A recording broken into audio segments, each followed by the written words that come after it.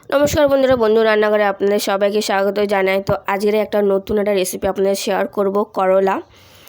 করলা মজাদার একটা রেসিপি, ছোট বড় সবাই খেতে ভালোবাসবে আর ক্রাঞ্চিও হবে।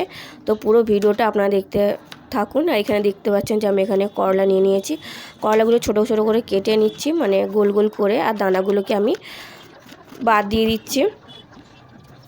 তো আপনারা পুরো ভিডিওটা দেখতে থাকুন। ভালো করে ধুয়ে নিলাম এদিকে করলাগুলোকে।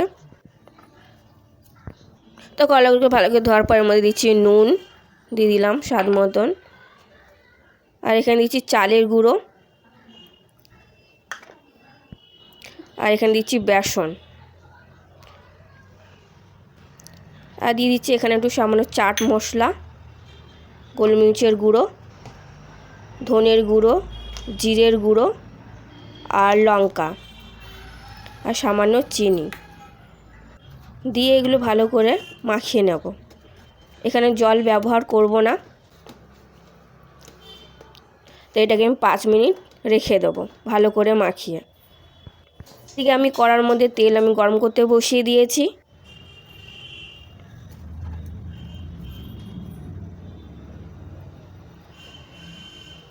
এরপর একে একে আমি এগুলো দিয়ে দেবো। করলাগুলোকে ডিপ ফ্রাই হবে।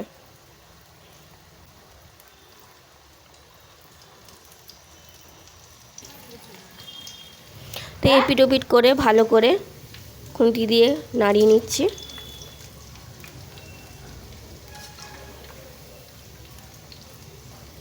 তো উল্টে পাল্টে ভালো করে ভাজা হয়ে গেছে। তো এরপর আমি তুলে নিচ্ছি, আর বাদ বাকিগুলো এভাবে ভেজে নেব। করলা এই রেসিপি গরম গরম ভাতের সাথে দারুণ লাগে। আর অবশ্যই যদি এর সাথে থাকে তেলের আচার, উফ, জমে যাবে পুরো।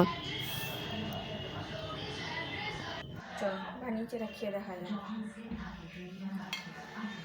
পুরো মচমচে।